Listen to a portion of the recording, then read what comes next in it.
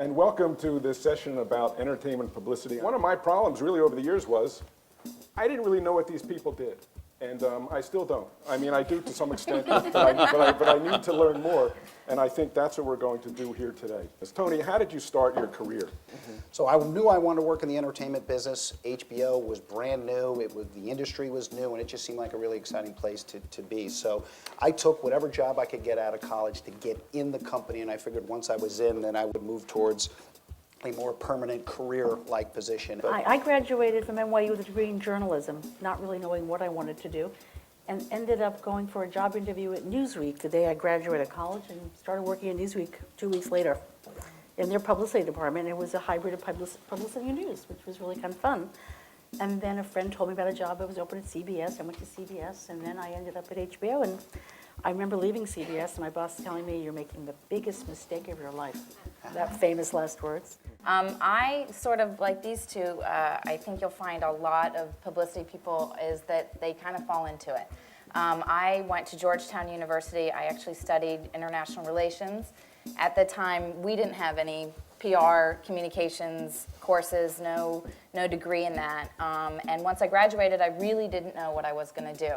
So I really wanted to get involved in the entertainment industry, and a friend of mine, as they do, hooked me up with somebody, and this person was doing publicity and suggested to me, you know, it's a great place to start in the entertainment business because you see so many different sides of the business. You have interaction with producers, with talent, with agents, with television executives, with journalists, with managers, all different types of people in the entertainment industry. Some of the other projects that I recently worked on were theatrical release campaigns for films like A Serious Man and Milk.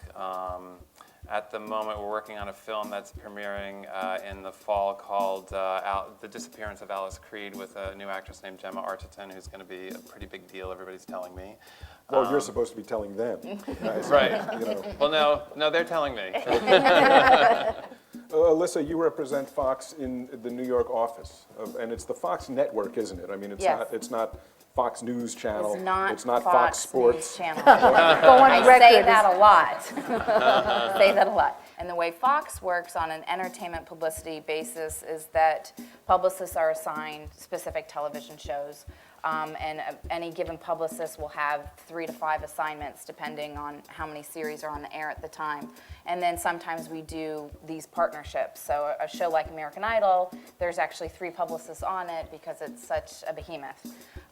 But in addition to that, since I'm a satellite office, I run our satellite office, it's kind of a Mod Podge job, I like to call it. In addition to the entertainment publicity, I also handle corporate communications for our sales team because the sales team is based in New York. They're the only part of Fox that's based in New York. So I do a lot of work with the trades and with the business press regarding ad sales and marketing and that sort of thing. All of these publicists have been around long enough, as I have been, to remember when media was more concentrated, wouldn't you say? In other words, the proliferation of media today, if you just think about all the people who have decided they feel like writing about show business on websites. It's a lot different than in the pre-website era when there were just newspapers and magazines and television shows. I think one of the advantages of the new sort of fragmented media landscape, particularly online, is you can get very niche specific sites that are enormously passionate, you know. True Blood, there are hundreds of vampire sites alone. There are hundreds of Twilight sites. That's we true. started And dialogues with all those guys. you have to. Yeah. And we occasionally will give them an exclusive photo, and they get so Or a clip. excited. They go crazy.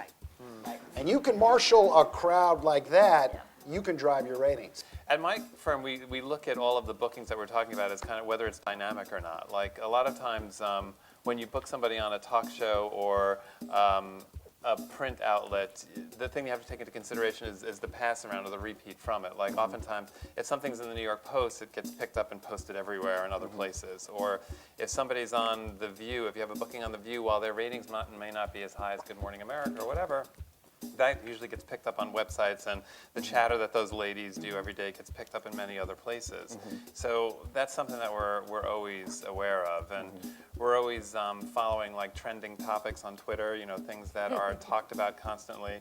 You know, for a lot of the shows that we work on too, we in the old days, it used to be, you know, you had a film premiere or a television premiere, you sent out the tapes, you followed up with people, and you kind of got reactions from everybody before they wrote their review, so you could have a sense of whether this is going to sink or fly. Now it happens almost instantly.